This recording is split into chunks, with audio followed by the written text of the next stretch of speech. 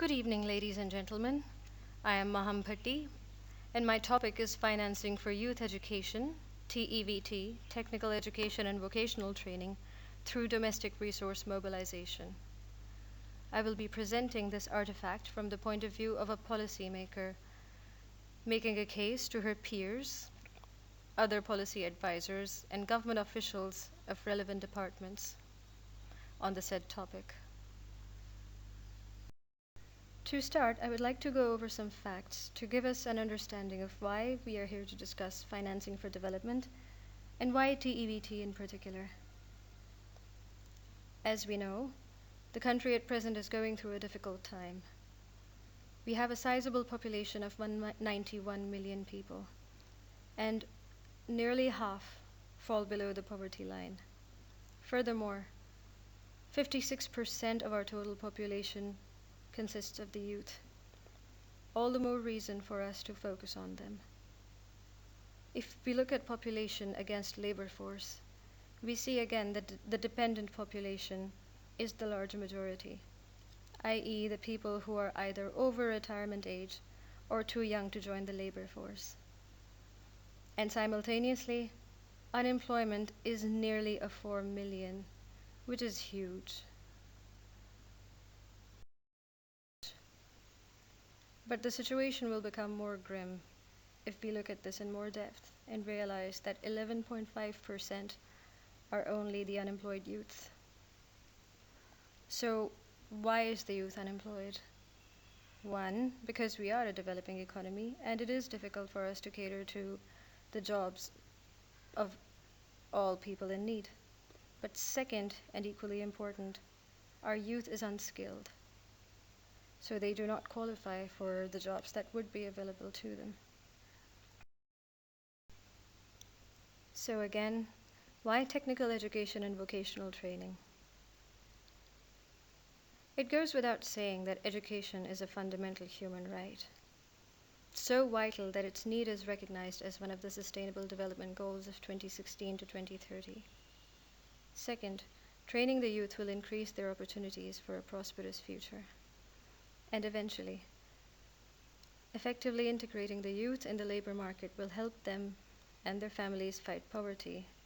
They will be active parts of the economy, and thus they will be the key to our economic revival.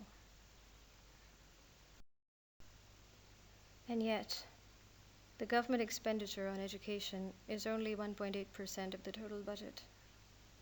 The reason? Pakistan incurs very heavy losses and costs of combating terrorism and militancy that we face. As a result, development expenditure is compromised.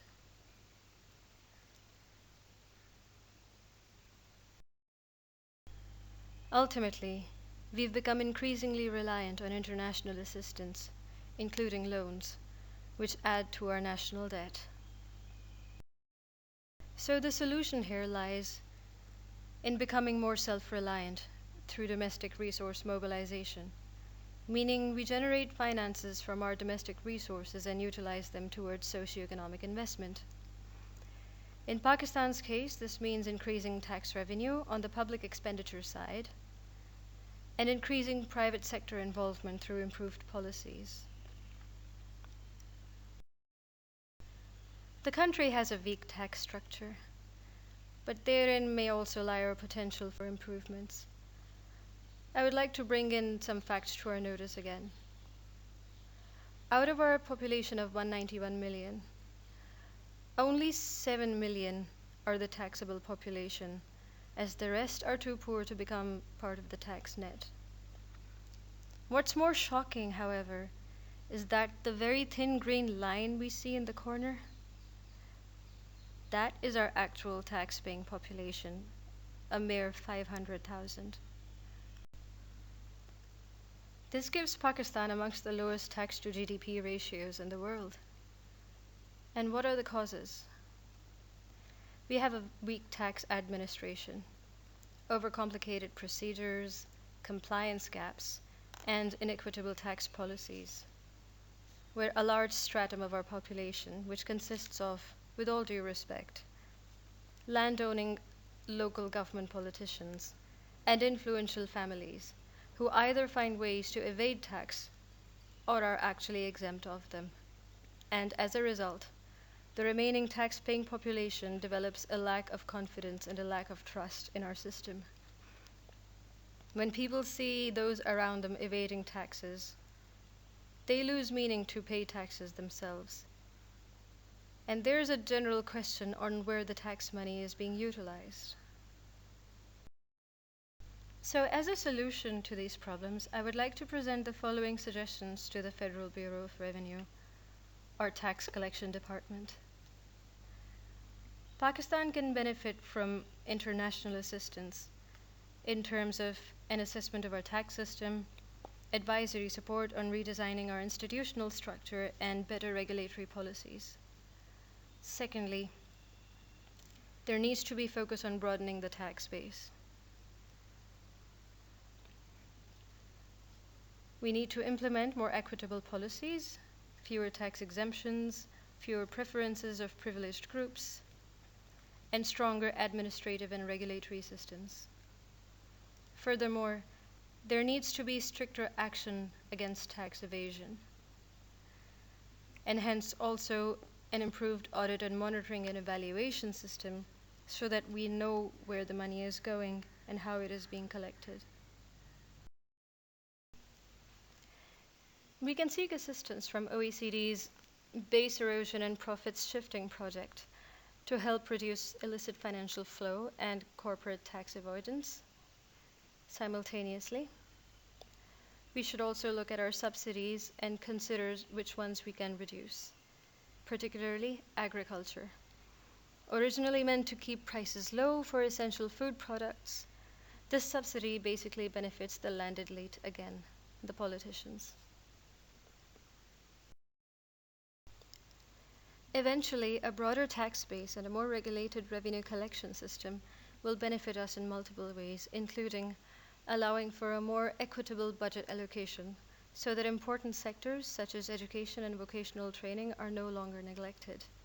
And secondly, having to rely on fewer international loans will also reduce the pressure of international and external debt on the government, thereby strengthening the economy.